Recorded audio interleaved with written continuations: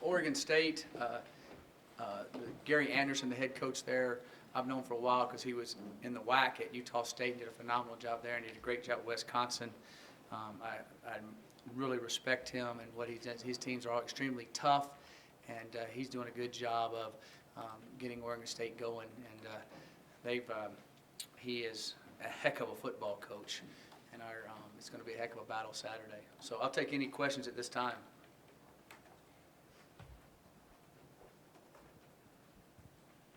Coach, team's done a great job of focusing week to week on just the next opponent, but I'm wondering, after such a big win, you seem to enjoy yourself on the field on Saturday. How much time did you allow yourself to enjoy it over the weekend, Sunday, before getting back to work for this week? You need to enjoy the wins, especially on the field. And then our kids did a good job. And then we got back here, and there was about 200 fans here at 1 o'clock in the morning, about 75% of them students. It was exciting for our kids. They went around and gave them all high fives, and we talked to them, and that was really neat. And I got up that next morning at about 7 o'clock, and I guess we got home about 2 or 3, and then went to church. And after church was over, I was back here, watched our film, and so I'd say about 1 o'clock I was on to Oregon State, and so was the rest of our team, and ready to roll. So we've had 2 good days of practice, and so we'll just keep pushing that way. Sorry, to piggyback on what Pat and Rooney just said, you're so emotional on that sideline. I was just wondering, what was going through your mind, and when you hugged your son, was it just remembering of the seniors who didn't get to that point, or what was going through your mind? Well, when it was 33-17, I was hoping it was going to be 40-17, and it wouldn't have probably been as emotional, to be honest with you. It would have been able to handle all that at times, but the way it ended, the way they kept fighting, they just never gave up. And we haven't really done that against an excellent football team, especially on the road. And to kind of get over that hump for those young men, and they've been working so hard, when somebody asked me, like, when Akello intercepted his pass, what did you do? Well, I was excited, then I was thinking about how much time we had left and what we needed to do and all of that type of thing. And then after we kind of got it all settled and I realized, the last snap was going, I really started thinking of Akello and his dad Lucky and his mom Bobby, because recruiting him and all the different things. So in college it's a little bit different. You recruit these young men, you watch them grow up, they're in your office a lot, they go through different things, which is fun to watch them mature through, but sometimes you want to pull your hair out. And it was just exciting when you looked at our guys and what they've been through and how they did it. I knew that would be also I thought it would be a great, great life lesson. I mean, I literally thought of all this stuff in the last minute, and how they've grown as a group of men, and then excited for what they got in front of them. And every notch like that, I can talk till I'm blue in the face, and they do believe and they do listen. But now they kind of get that in their belt, so to speak. It's a lot easier to believe. It's a lot easier to fight through different things and sacrifice things they have to sacrifice to be as good as they want to be. Coach, Tim Lynott was a guy you're definitely excited about getting, and a big in-state recruit for you. And already as a redshirt freshman, he stepped into a starting role. What has been your impression of him so far and how he's handled himself? Well, he's athletic. He does a great job pulling for us. He's an excellent guard inside. He does a good job pass protecting. I think he'll be a 4-year starter and do really well. He also has a really good, I don't know if the word's presence to him, but the game's not too big for him. He's ready to step in and take his role and play. And we thought about playing some as a true freshman. We just didn't think he was quite mature or strong enough yet. And I think we made the right decision by waiting and then letting him have the whole spring practice and another workouts, the whole fall camp. And he's proven to be a legitimate Pac-12 football player. Like we were talking earlier Yeah. about signature wins and what constitute a signature win. And I think we came up with the idea that, like, let's say if Oregon could be a signature win, it really matters what happens after Oregon. In the past, Colorado's beaten some teams like Kansas when they were good, in Georgia and West Virginia, but they went on losing streaks after. So what's the recipe look like to build off this Oregon win and make it a signature win? Well, I think for our guys and our team, Oregon's beat us 51-12 over the years. since we came into the Pac-12. To go do that, I think that's a signature win for our program, and for understanding and going and beating them on the road. You know, our football team did something that no Colorado football team's ever done and will ever do again. I hope is play on the East Coast one week and play on the West Coast the next week in a Michigan stadium and an Oregon stadium.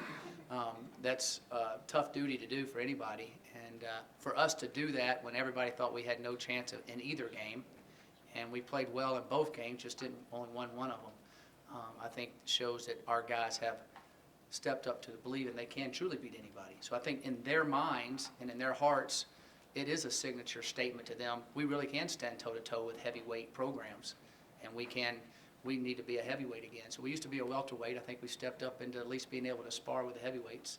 And the more games we win, we'll see if we're a heavyweight. Coach, watching that halftime interview during that game, you seemed to have a different conviction in your voice, a different look in your eyes when you said, "Not today. It's not happening today." Did you see something? What was it? Yeah, I could see it in the young men's eyes, and you know we kind of let them back in it too. But we kept battling and looking around the sidelines. They just all kept playing. Where in the past you'd be having, "Come on, get up, get up, get up."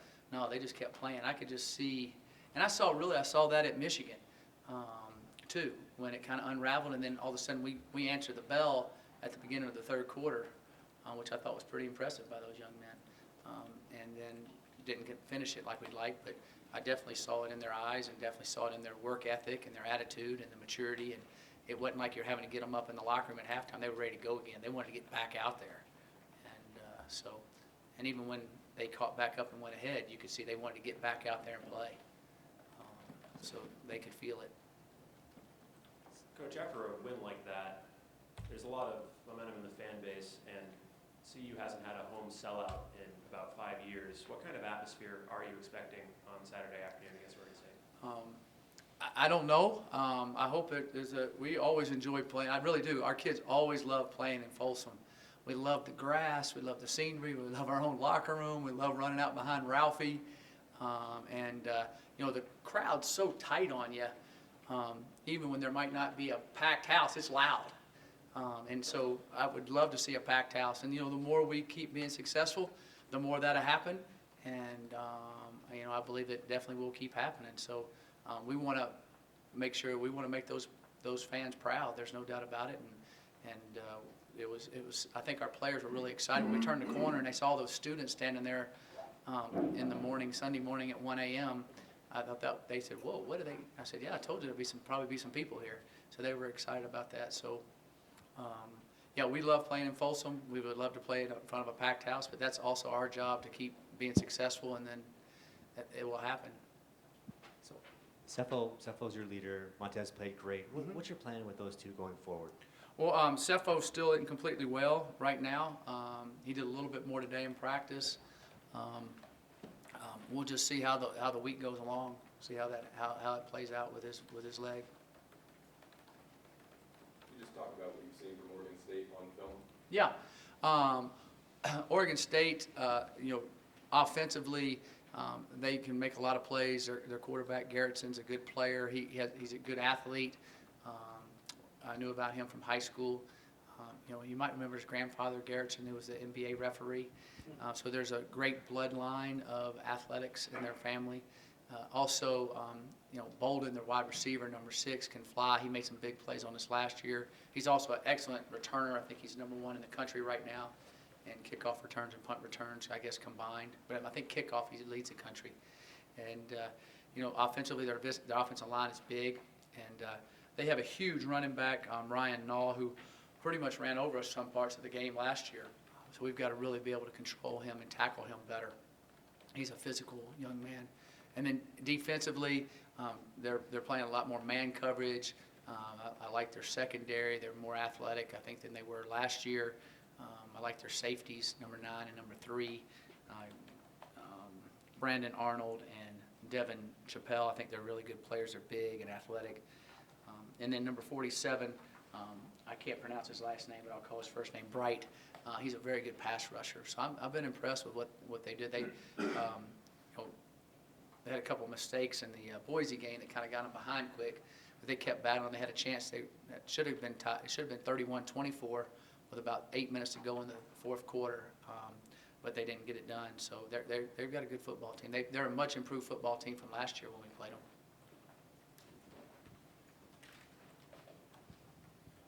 Coach, when you guys got off the bus Sunday at the Champions Center, I thought I saw Jay in a sling with his arm. He did. Is he okay? Has he been practicing? Yeah, he practiced today in a blue jersey.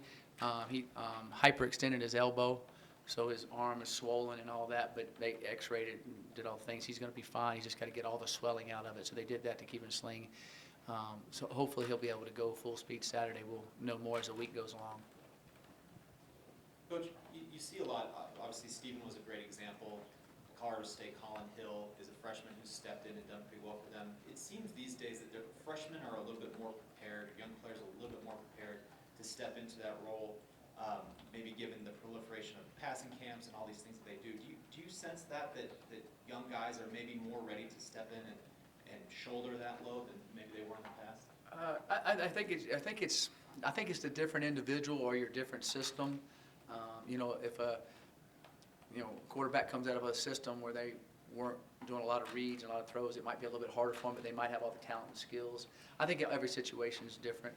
I was fortunate we were able to redshirt Stephen last year, and then the spring that he had with Cepho not out there was able to give him he got a lot more reps than he would have, and I think that repetition, and then in fall camp he did well.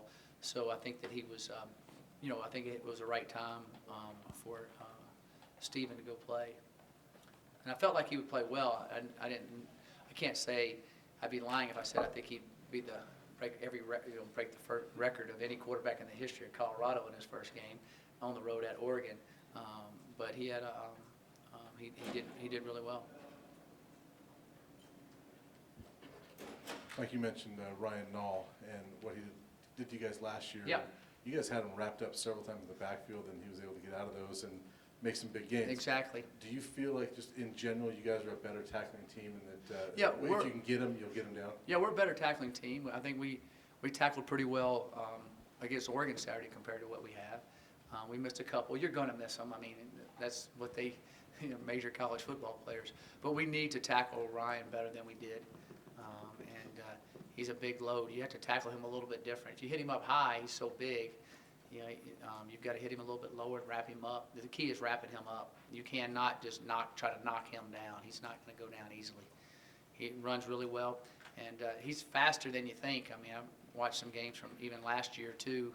We've watched this year's, but watched last year. He ran away from Oregon on a long run there, which I thought was really impressive. He's a good football player. Coach, you've had a couple of those emotional moments, even last year against Oregon State. Uh-huh. Cheeto, when he was up here, said even he had tears of joy in his eyes this last game. Was that the first time you had seen that from your players? No, I've seen it, quite often when we have had those types of moments, and